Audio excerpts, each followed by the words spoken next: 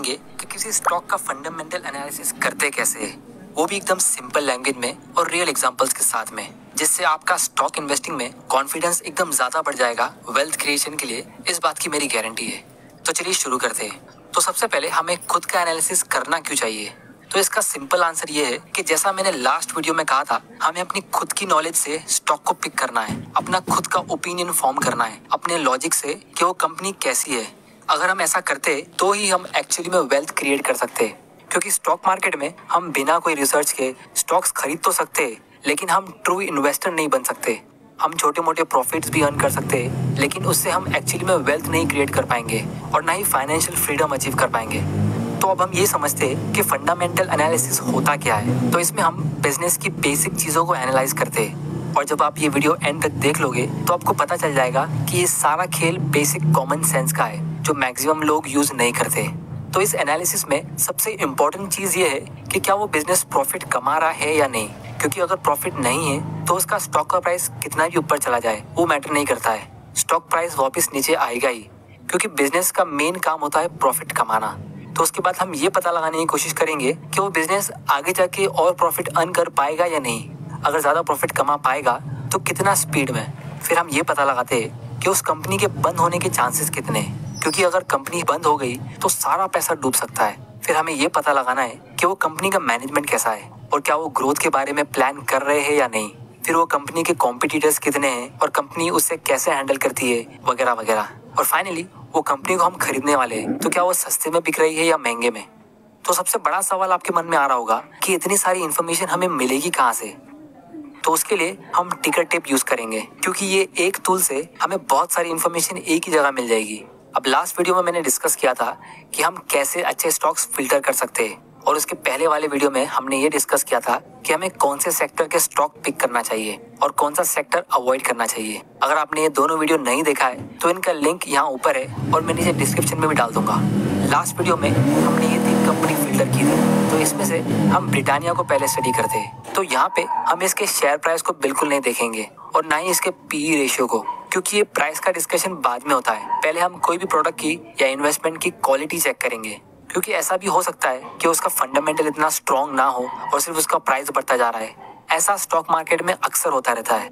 इसका मैं आप लोगों को एक रियल एग्जांपल दिखाता हूँ। यहाँ पे हम अडानी ग्रीन लिखते हैं और हम यहाँ पे फाइनेंशियल्स पे क्लिक करते हैं। तो अभी हमें यहाँ पे ये इनकम स्टेटमेंट दिख रहा है। अब सबसे पहले हम ये समझते हैं कि ये इनकम स्टेटमेंट होता क्या है।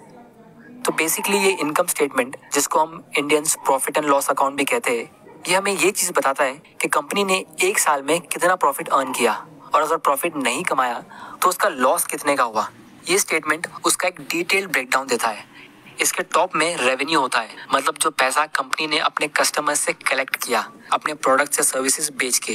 इसको हम टॉप लाइन भी कहते हैं, क्योंकि हमें इसमें से अभी बहुत सारे खर्चे माइनस करने हैं। जैसे हम यहाँ पे सी कॉस्ट पे क्लिक करके देख सकते हैं, यहाँ पे रॉ मटेरियल्स होते हैं, एम्प्लॉयज की सैलरी होती है, और ऐसे बहुत सारे खर्चे होते हैं जो कंपनी अपने रेवेन्यू से माइनस करती है। और फाइनली नीचे नेट इनकम आता है, जो कंपनी का एक्चुअल प्रॉफिट होता है, जिसकी वजह से लॉन्ग टर्म में कंपनी की वैल्यू बढ़नी चाहिए। तो अब यहाँ पे आप देख सकते हो 2016 में ये कंपनी का रेवेन्यू 0 था, यानी 1 रुपए का भी माल नहीं बेचा, और इसीलिए इनका नेट लॉस हुआ। ये माइनस साइन आप देख सकते हो, क्योंकि खर्चे तो हो गई, कंपनी स्टार्ट हो गई है।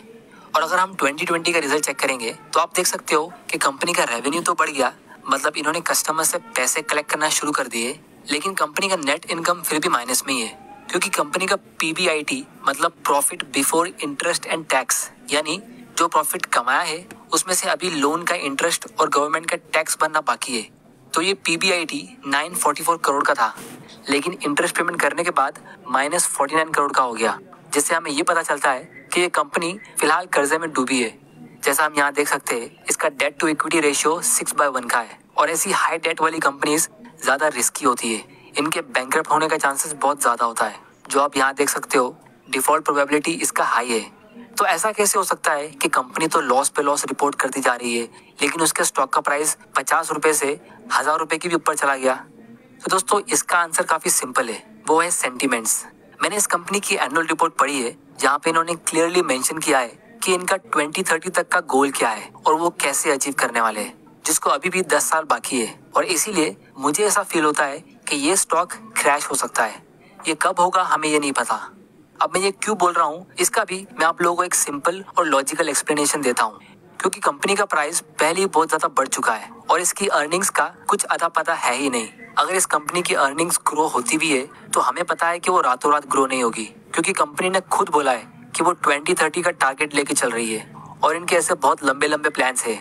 तो कितने ऐसे इन्वेस्टर्स होंगे जो इस स्टॉक को 10 साल तक होल्ड करके रखेंगे? क्योंकि जिन्होंने इसमें रिसेंटली इन्वेस्ट किया है इतने महंगे प्राइस पे, आई एम 99% श्योर कि मैक्सिमम लोगों ने सिर्फ इसके प्राइस को बढ़ता हुआ देख के और उसके नाम के आगे ग्रीन लगा हुआ है वो देख के इन्वेस्ट किया होगा।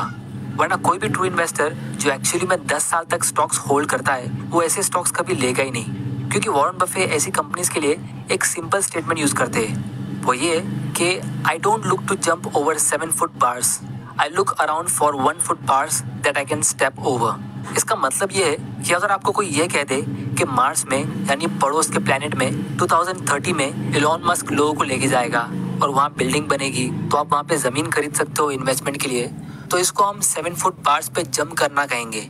मतलब ये इतनी बड़ी दीवार है जिसको आप जंप करने के चक्कर में बहुत ज्यादा रिस्क ले रहे हो, क्योंकि हमें पता नहीं ये चीज एक्चुअली में होगी या नहीं होगी और हमें नहीं पता है, इसी को सबसे बड़ा रिस्क कहते हैं, जो मैंने अपने प्रीवियस वीडियो में डिस्कस किया है। लेकिन जब आपके घर के बाजू वाली बिल्डिंग में फ्लैट्स बिक रहे हैं और आप उसी में से एक अच्छा फ्लैट ढूंढ के उसमें इन्वेस्ट कर सकते हो, तो इतना दूर मार्स में जाने की जरूरत ही क्या है? तो ये बाजू वाली बिल्डिंग में इन्वेस्ट करने को हम 1 फुट बार्स में स्टेप करना कहेंगे। क्योंकि 10 साल में एक स्टॉक मार्केट करेक्शन या एक रिसेशन तो आता ही है और उसमें आपको ये अच्छी कंपनी ही खुद सस्ते में मिल जाएगी। तो इसीलिए जो न्यू इन्वेस्टर्स है जिन्होंने इसमें इन्वेस्ट किया है वो इस स्टॉक को इतना लॉन्ग टर्म तक होल्ड नहीं कर पाएंगे। ऐसे इन्वेस्टर्स का इनकी कंपनीज में ट्रस्ट बहुत वीक होता है।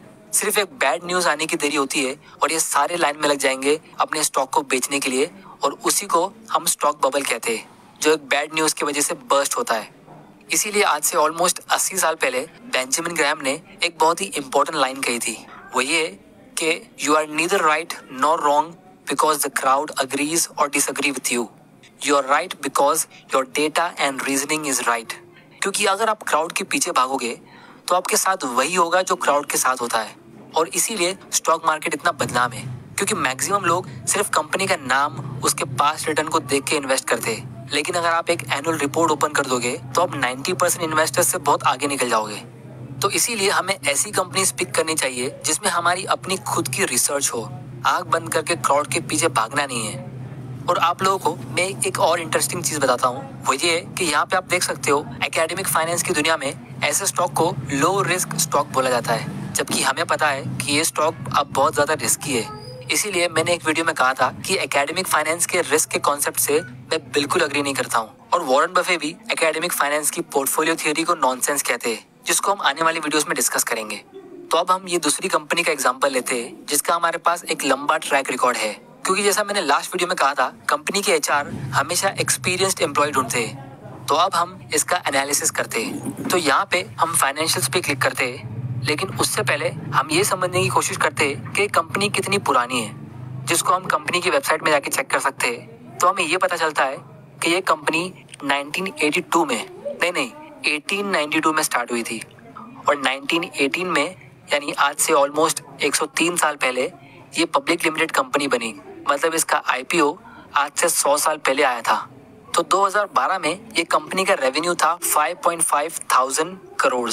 मतलब उस साल इतने रुपए की इन्होंने बिस्किट्स बेची, जो अगले 8 साल में ग्रो होके 11.8 थाउजेंड करोड़ की हो गई। तो इनका रेवेन्यू पिछले 8 सालों में ऑलमोस्ट डबल हो गया है। अब हम इसको कैलकुलेट करते हैं कि ये कितने % के रेट से ग्रो हुआ है। उसके लिए हम इसको डाउनलोड कर लेते हैं। अब मैं यहाँ पे एक फॉर्मूला ऐड कर लेता हूँ जिससे हमको इसका एनुअल रेवेन्यू ग्रोथ मिलेगा।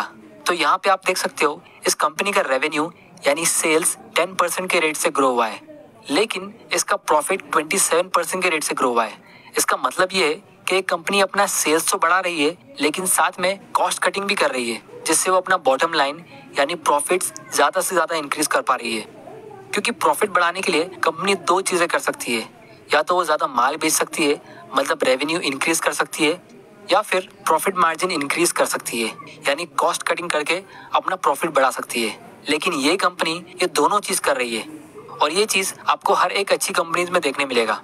और इसीलिए आप यहाँ पे देख सकते हो इन्होंने यहाँ पे सामने ही मेंशन किया है ग्रीन इंडिकेटर देके कि ये कंपनी का रेवेन्यू इंडस्ट्री के रेवेन्यू से ज़्यादा स्पीड में ग्रो हो रहा है। और क्योंकि कंपनी का मैनेजमेंट इफिशिएंट है, जैसा हमने थोड़ी देर पहले देखा कि इनका नेट इनकम रेवेन्यू से ज़्यादा स्पीड में ग्रो हो रहा था, तो वो भी यहाँ पे लिखा है। और ये तीसरा इंडिकेटर मार्केट शेयर का है, और ये भी एक बहुत ही इंपॉर्टेंट चीज़ है। मार्केट शेयर का मतलब होता है कि मान लो अगर पूरे इंडिया में पूरे साल में 100 रुपये की बिस्किट बिकती है, तो उसमें से ब्रिटानिया ने कितने रुपए की बिस्किट बेची। तो अगर उस 100 रुपये में से 22 रुपये का सेल ब्रिटानिया का हुआ और उसके कॉम्पिटिटर का यानी पार्ले जी का 26 रुपये का सेल हुआ, तो ब्रिटानिया का मार्केट शेयर हुआ 22% का। तो मार्केट शेयर इंक्रीज होना मतलब ये है कि अब कस्टमर्स इनके कॉम्पिटिटर्स की बिस्किट्स को छोड़ के इनकी बिस्किट्स खरीद रही है, और इसीलिए इंडस्ट्री से ज़्यादा स्पीड में इनका रेवेन्यू ग्रो हो रहा है, जो इन्होंने यहाँ पे सामने लिखा है, जिसे मैं आप लोगों के लिए पढ़ लेता हूँ। A higher than industry revenue growth represents increased potential for the company to increase their market share। ये वही चीज़ है जो मैंने आप लोगों को सिंपल लैंग्वेज में समझाई। और इसका मार्केट शेयर इंक्रीज क्यों हुआ है, इसका भी एक बहुत ही सिंपल रीज़न है। वो ये कि पार्ले जी बिस्किट अब थोड़ी ओल्ड स्कूल हो गई है। हम इंडियंस अपना स्टैंडर्ड ऑफ लिविंग बढ़ा रहे हैं। हर आदमी के पास स्मार्टफोन है, लोग अच्छे होटल से खाना ऑर्डर करते हैं, फ्लाइट से ट्रैवल करते हैं, तो प्रीमियम चीज़ों का डिमांड बढ़ रहा है। तो इसीलिए ये गुड डे बिस्किट जो इनका फ्लैगशिप प्रोडक्ट है, वो बहुत ज़्यादा स्पीड में ग्रो हो रहा है, क्योंकि वो बिस्किट सेगमेंट में पार्ले जी के मुकाबले एक प्रीमियम वर्जन लगता है। क्योंकि मेहमानों के सामने आप ये गुड डे बिस्किट्स रख सकते हो, लेकिन पार्ले जी तो आजकल हम लोग खुद भी नहीं खाते। और अगर हम इनकी एनुअल रिपोर्ट ओपन करेंगे, जो हम यहाँ पे क्लिक करके इजीली ओपन कर सकते हैं, और हम मार्केट शेयर सर्च करते हैं, तो मैनेजमेंट ने इसे 5 जगह मेंशन किया है कि इनका जो मार्केट शेयर इंक्रीज हुआ है वो इनका एक डेलिब्रेट एफर्ट था, ये अपने आप नहीं हुआ है। यहाँ पे हम पढ़ सकते हैं, despite the challenging business environment during the year 2019-20, your company was able to increase its market share and improve profitability through innovations, cost efficiency programmes and expansion in distribution. ये सब वही चीज़ें हैं जो मैंने आप लोगों को एनालाइज करके पहले बता दी, और आने वाले वीडियोस में हम इसके फ्यूचर के बारे में एनालिसिस करेंगे। और जब हम बात करते हैं डिविडेंड्स की, तो ये कंपनी ने काफ़ी सालों से बिना रुके कंटिन्यूसली डिविडेंड्स पे किया है, जिसको हम यहीं पे चेक कर सकते हैं। Britannia has increased dividends consistently over the last 5 years। मतलब सिर्फ डिविडेंड्स कंटिन्यूसली पे नहीं किया है, बल्कि इंक्रीज भी किया है। और अगर आप नोटिस करोगे तो ये कंपनी ने लास्ट ईयर का डिविडेंड अप्रैल और अगस्त में पे किया था। ये वही टाइम था जब सारी कंपनीज के स्टॉक का प्राइस क्रैश हो रहा था कोरोना के डर से। इसीलिए जब आप अच्छी कंपनीज में इन्वेस्ट करते हो, तो वो पैसा छापने की मशीन होती है। उसके स्टॉक प्राइस के फ्लक्चुएशन से आपको कुछ फर्क पड़ेगा ही नहीं कि उन कंपनीज का स्टॉक प्राइस कहाँ जा रहा है, बेयर मार्केट चल रहा है या बुल मार्केट, क्योंकि अच्छी कंपनीज कंटिन्यूसली पैसा कमाते रहती है हर एक मार्केट कंडीशन में, जिसकी वजह से इनके प्रॉफिट्स अपनी जगह बढ़ते रहते हैं और वो अपने डिविडेंड्स टाइम पे करती रहती है। तो आप लोग मुझे नीचे कमेंट करके बताना, इन दोनों कंपनीज में से यानी अडानी ग्रीन और ब्रिटानिया में से कौन सी कंपनी में आपको परमानेंट कैपिटल लॉस का चांस लगता है। मतलब कौन सी कंपनी में आपको पूरे पैसे डूबने का चांस लगता है, और कौन सी कंपनी में आप एक्चुअली में वेल्थ क्रिएट कर सकते हो। कुछ लोगों के लिए आंसर काफ़ी सिंपल होगा, क्योंकि आप लोग मेरे वीडियोस देखते आ रहे हो और आपने ये वीडियो भी पूरा देख लिया है। तो इस वीडियो को शेयर करना मत भूलना अपने दोस्तों के साथ, अपनी फैमिली के साथ, ताकि